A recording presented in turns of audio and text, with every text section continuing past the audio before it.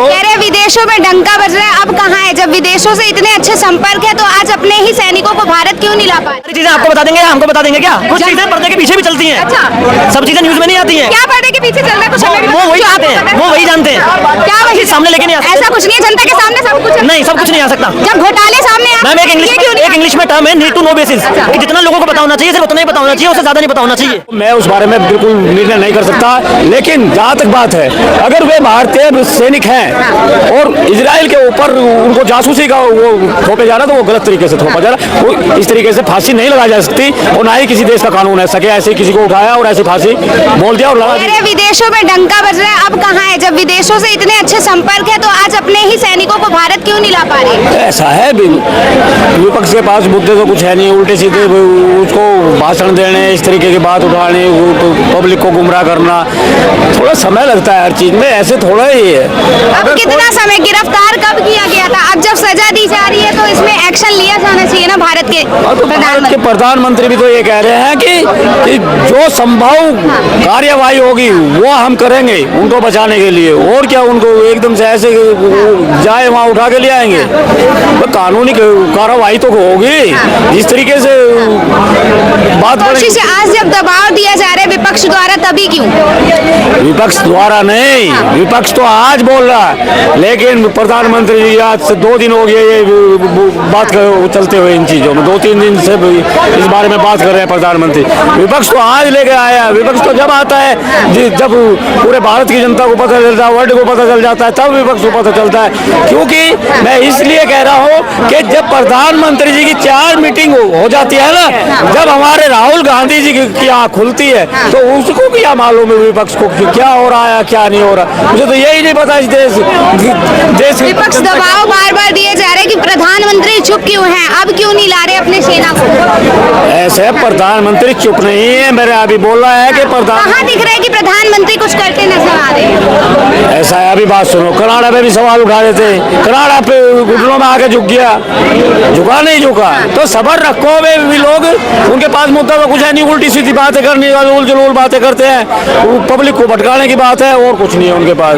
ये बेवकूफ पड़े की बात है, सबसे बड़ा महाबेवकूफ है। अगर इस वर्ल्ड में किसी का विपक्ष है तो वो भारत का विपक्ष है। कतार ने सजाए मौत का डिसीजन इसलिए लिया क्योंकि भारत ने इजराइल का साथ दिया है। देखो वो तो आपको नहीं लगता कहीं ना कहीं? एक मिनट मेरी बात है।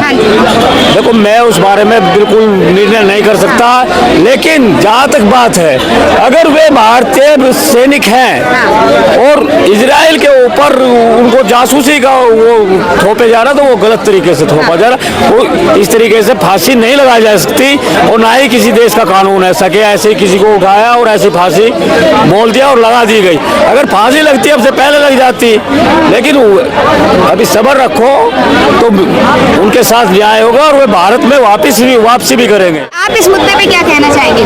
मैं इस मुद्दे पे कहना चाहूँगा कि जो कतर है, कतर ने जो हमारे 8 जो उनको फांसी की सज़ा दी है वो गलत दी। एक तो क्या है कि एकदम फांसी की सज़ा दी, नया गवर्नमेंट ने को भी कोई पता नहीं था और सरकार ने अब जो काउंसलिंग वगैरह ली है, अब स्टेप उठाया है और उनका जो लॉयर जो हायर किया है, अब इसके बारे में कुछ कार्रवाई होगी। लेकिन ये जो हमारे सैनिक थे ये वहाँ पे किसी कंपनी पे काम कर रहे थे और कंपनी की एवज में ही काम कर रहे थे। कतर एक ऐसा कंट्री है जहाँ की बहुत सारे टेररिस्ट एक्टिविटीज़ और बहुत सारी ये जासूसी वगैरह होती है। अभी आपने इजराइल, आपने तालिबान, अफगानिस्तान भी देखा होगा, वहाँ कतर ने ही मध्यस्थता कराई थी।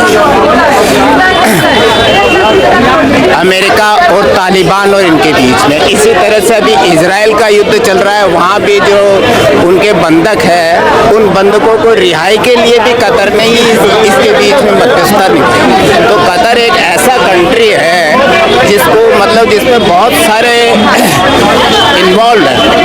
तो आप ऐसा नहीं कह सकते डायरेक्टली कि वो किसी तरह की जासूसी में इन्वॉल्व है, ये कोई अलग मैटर भी हो सकता है। नहीं, अच्छा, मोदी जी के बारे में कहा जा रहा है विदेशों में डंका बज रहा है। जब इतने ही अच्छे देशों के साथ संपर्क है तो इस देश के साथ भी तो उनके अच्छे ही संपर्क है, क्यों नहीं ला रहे अपने सेना को? इस पे वापस ऑलरेडी अच्छे संदेश है मोदी जी के तो इस देश के साथ। हाँ, तो कतार के मुद्दे पे दो बार लोगों ने वोट कर दिया है इतने बहुमत के साथ, आप क्या कह रहे हो बेकार संबंध है मोदी जी के?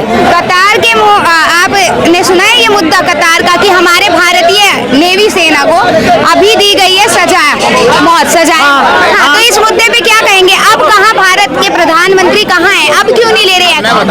सर बता रहे हैं, आप बताइए ना। मैं ये बता रहा हूँ।